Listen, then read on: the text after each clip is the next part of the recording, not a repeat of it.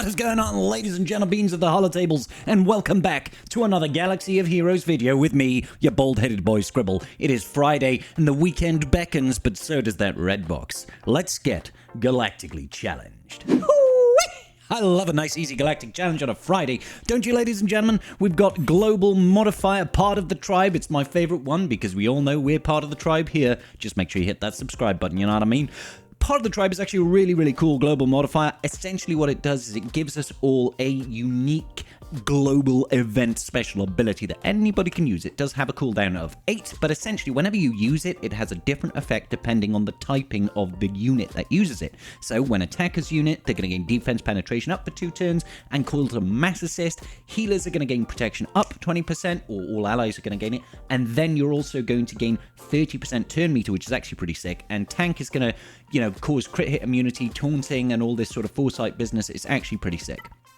Now, we've got modifiers for the Ewoks, guys, and it's actually relatively easy. You can get all of the feats done with your Ewoks. It's a strong modifier for the Ewoks, where they've got increased speed, 20% more speed, not 20 speed, percent. So if you've got a 300 speed Ewok, booyah, you're getting 60 additional speed. That's not too shabby. We're also getting increased counter chance, and whenever an enemy attacks us out of turn, they're going to get stunned, which they can't resist it, which is actually huge because we're facing off against characters that counter attack a lot, so they're going to get stunned. The enemy has got Imperial Edict, and yeah, they're putting the... No, I'm not going to say that. That might get me banned on YouTube. Let's not say that. Essentially, they gain lots of good, juicy business. Now, the enemy is using this sort of weird Mandalorian Empire team where lots of attack out turn with the Gar Saxon leadership, which has got the ISC combo in there, so you're going to be taking a lot of true damage. But it's not too bad overall. Let's look at the feats then. So, we need to win with a full team of Ewoks, which is not terrible. We need to win after removing 400% turn meter, and we need to win after attempting to inflict dots 30 times or more.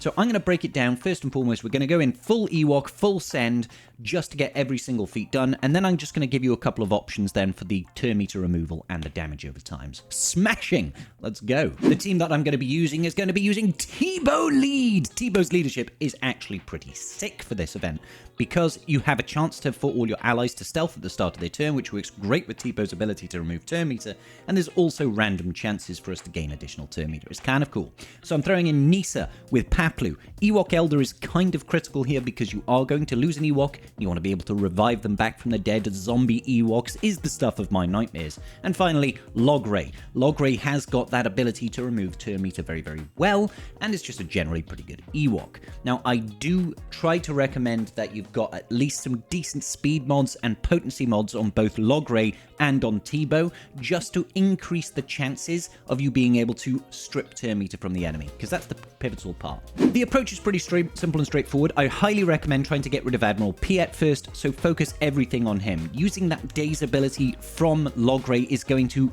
basically hamper the entire enemy team so they can't gain boatloads of turn meter, all that business. As long as Teebo is stealthed, when he does a basic, he's going to strip 100% turn meter from the enemy, which is going to be great for our turn meter removal effects, obviously. So when you can, just call in Teebo to assist, provided he's stealthed. Combination of that and having Logray over there to strip turn meter when he uses that first special and pass all that daze means you should very easily get the turn meter strip ability. Now, if you do happen to lose a unit, you do have Ewok Elder there to revive. If your Teebo is fast enough to go first, he can stealth himself, and then you might not have to worry about it. But honestly, I do recommend try to use Teebo with Ewok Elder in this, just for simplicity's sake. Now, don't forget, Teebo... sorry, not Teebo. Whenever we take an enemy below 50% health, Royal Guard is going to taunt. We are able to strip that taunt with a number of abilities, Teebo's second special, but also Paplu's basic also dispels. So use that to get around the constant re-taunting Royal Guard. But like I said, focus first of all primarily getting rid of Piet, because if Piet starts getting that Emperor's Trap and starts focusing the focus over to Gar Saxon, and you can't then target down and get rid of Royal Guard, you may well just straight up time out.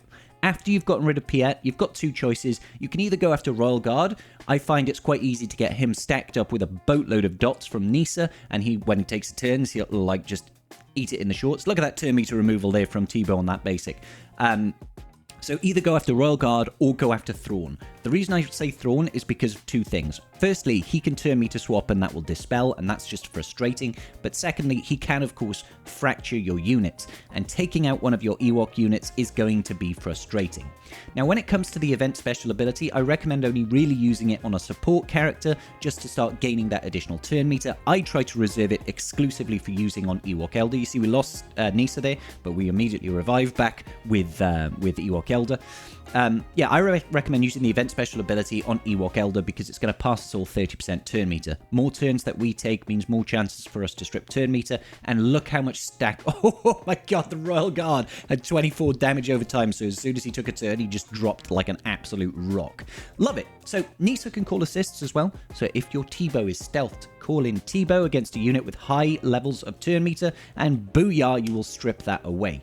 T-Bow can also remove turn meter on his second special if he dispels a buff. So if an enemy has a buff and some turn meter, you can remove 60% of their turn meter. He is actually pretty decent when it comes to turn meter generation. See, and there another big strip and another big strip of turn meter. Once you've gotten rid of Thrawn and Royal Guard and Piet, you could probably just full auto it. I don't think there should be any real issues, especially if you're running this comp, because they're not really going to be able to do anything.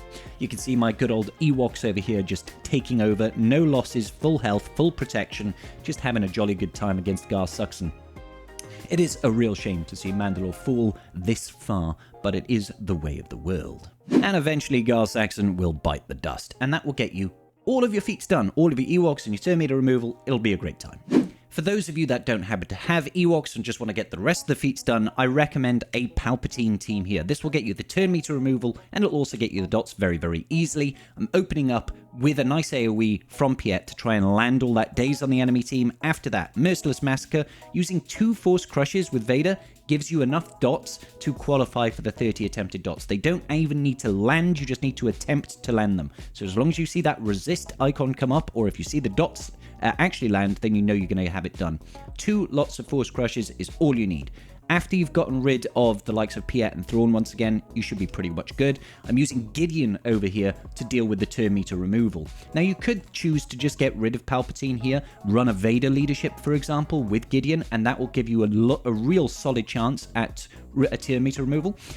Thrawn is very useful because his fracture removes turn meter as well, so consider that. But provided you get 1 or 2 control the situations off from Gideon, that's his second special, it strips all turn meter from all allies and all enemies, and then you gain some bonus turn meter. Doing that twice, considering that there are 6 enemy characters on the enemy team, gives you basically a guaranteed chance that you've got that turn meter strip. So between Gideon and Vader, you've got yourself those 2 feats sorted pretty well. Highly recommend try to get the fracture off on Piet just to control him. He's got really high levels of tenacity in this, so he's a bit of a pain to try and chew through, but once you've gotten rid of 1 or 2 of the enemy team, it really does become a bit of a joke, a little bit easy to get this done. Now, if you are struggling with this, I do have another recommendation for you that will help you cover off that turn meter removal and those dots in case you don't have the likes of Gideon or something like that. Let's break that one down. It's very much the same principle, but we're going in with a JTR team featuring Vader. So JTR, R2-D2, BB-8, and C-3PO with Vader.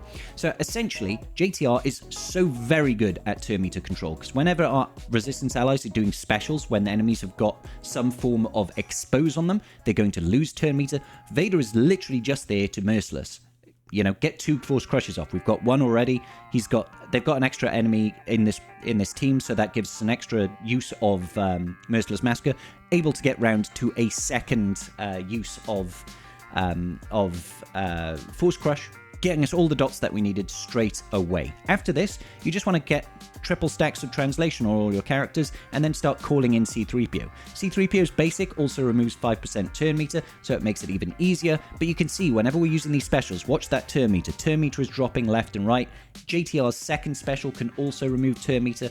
Lots of really good sources of turn meter removal. Now this is a little bit trickier, obviously, because you don't have that one big source like you've got with Gideon with the control the situation, but if you can just slow this down just a little bit, you should be able to get it done with the turn meter removal.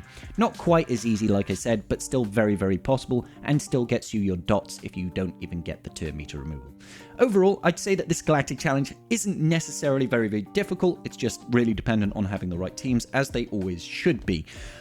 But hey-ho, that's me done, I think, for this one. As you can see, the enemy is completely controlled. They just don't take any turns here. We can constantly strip away. Try to use that second special with JTR on the units that have the highest level of turn meter, and you should be absolutely fine. I did make a mistake earlier and forced JTR to taunt. You don't really want to be doing that because, yeah, I nearly lost her there for a second. But overall, not terrible, not terrible. All right, ladies and gentlemen, make sure you do swing around the live stream later on today on Twitch and on YouTube, where we're going to be gacking it up like we've never gacked before. Make sure you hit that like button and subscribe if you haven't already. And one huge shout out to my amazing patrons. Thank you so much for your continued support. You really are the business. I'll see you all in the very next video. Peace out, and may the Force be with you.